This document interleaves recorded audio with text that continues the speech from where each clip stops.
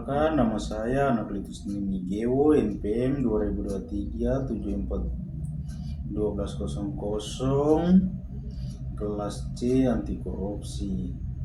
Mungkin di sini saya cuma ambil beberapa contoh dari dalam kehidupan kita sehari-hari yang tentang korupsi. Daripada yang materi yang Bapak telah berikan kepada kami.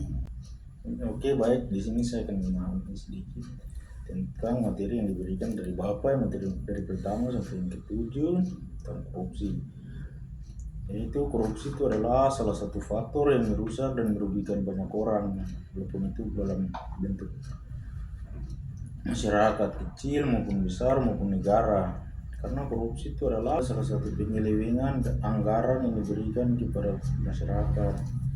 Korupsi itu sendiri timbul dari dalam pemerintah, yaitu seorang oknum-oknum yang menyelewengkan anggaran dana yang diberikan kepada masyarakat dan dipakai untuk jadikan dana uang pribadi. Dampak-dampak yang terjadi di dalam kehidupan masyarakat adalah dampak ekonomi, dampak sosial dan kemiskinan, dampak birokrasi politik, dampak birokrasi ekonomi, dampak demokrasi, dampak lingkungan hidup. Yang di sini saya ambil cuma beberapa contoh seperti dampak yang terjadi di dalam kehidupan masyarakat, yaitu dampak ekonomi yang akibat daripada korupsi menimbulkan harga barang pokok meningkat seperti beras, minyak goreng, gula dan barang pokok lainnya yang sangat merugikan masyarakat dengan harga yang sangat tinggi. Masyarakat merasakan dampak yang sangat buruk dan tidak mampu untuk menjangkau dan membeli barang-barang tersebut. Jadi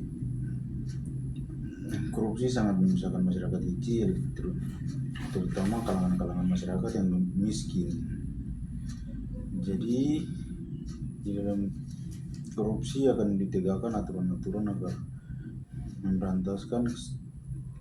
Jadi korupsi itu membawa dampak negatif bagi masyarakat, di kalangan masyarakat. Jadi memiskinkan masyarakat. Itu dampak dari korupsi adalah dampak ekonomi, sosial, politik yang terjadi di dalam lingkungan masyarakat dan timbulnya kekerasan seperti kekerasan kriminal, pencurian yang membuat masyarakat terasa miskinkan dan tidak punya hak untuk mendapatkan segala bantuan dari pemerintah yang mensejahterakan masyarakat, karena masyarakat tidak mampu untuk menjalankan kehidupannya tanpa ada pemerintah. Kalau pemerintah tidak hadir dalam masyarakat, maka masyarakat akan sulit untuk menjalani kehidupan, karena mereka juga mendapatkan apa yang mereka mau berbuat dari masyarakat. Yang di dalam kehidupan mereka sehari-hari harus membutuhkan pemerintah. Dan korupsi juga membawa dampak yang negatif, dan dampak itu yang akan terjadi yaitu adanya kerusakan jalan, kerusakan fasilitas gedung sekolah, kerusakan jembatan dan banyak lainnya yang sangat merugikan bagi masyarakat. Karena kalau dilihat dari segi jalan adalah salah satu faktor yang mengangkut dan membawa segala macam ekonomi masyarakat, mungkin dari dalam kampung mungkin ke kota maupun dari kota ke kampung. Ini adalah salah satu faktor yang merugikan dan menyusahkan masyarakat kecil. Dan korupsi itu ditimbul untuk membawa dampak negatif juga bagi lingkungan alam, kerusakan ekosistem, kerusakan lingkungan. Karena kalau lingkungan alam dipikir itu, lingkungan alam adalah salah satu faktor paru-paru dunia yang menyumbangkan oksigen bagi manusia. Kehidupan manusia sehari-hari adalah oksigen. Kalau tidak ada tanpa oksigen, manusia akan mati atau meninggal. Jadi faktor-faktor dari korupsi ini sangat menyusahkan. Itu bukan di kalangan pemerintah, tapi maupun di kalangan-kalangan kecil seperti lingkungan kampus, Yang kalau adanya korupsi akan tindakan-tindakan yang tidak baik akan timbul seperti demo, seperti penuntutan hak-hak yang tidak didapatkan dan tidak diterima oleh dari kalangan mahasiswa maupun dosen. Jadi faktor daripada korupsi itu menyusahkan banyak orang, yang dampaknya yang merugikan. Jadi langkah-langkah yang diberikan dari pemerintah untuk mengatasi dan menanggulangi korupsi adalah dana yang diberikan dari pemerintah, yang dikeluarkan dari pemerintah pusat harus dikawal ketat oleh badan yang sudah dibentuk seperti lembaga KPK, inspektorat yang mengawal itu anggaran yang diberikan dari pemerintah pusat kepada masyarakat. Jadi dana yang diberikan dari pemerintah pusat ke pemerintah provinsi sampai bahkan ke kabupaten sampai tiap turun ke pemerintah paling terbawah yaitu pemerintah kampung harus dikawal dan dijaga oleh KPK atau inspektorat. Setiap anggaran yang dipakai untuk dibelikan belanja apapun yang keperluan untuk dalam masyarakat harus dilaporkan dengan jelas dan punya bukti seperti kwitansi, seperti nota yang dikeluarkan anggaran sekian berapa, dan laporan yang pasti agar tidak ada lagi penyelewengan anggaran oleh oknum-oknum yang tidak bertanggung jawab, agar dana yang diberikan oleh pemerintah itu dirasakan oleh masyarakat miskin dan akan menimbulkan efek yang bagus atau menimbulkan kesejahteraan itu kepada masyarakat, dan masyarakat rasakan betul apa yang diberikan oleh pemerintah, manfaat yang diberikan oleh pemerintah itu masyarakat kecil ini merasakan.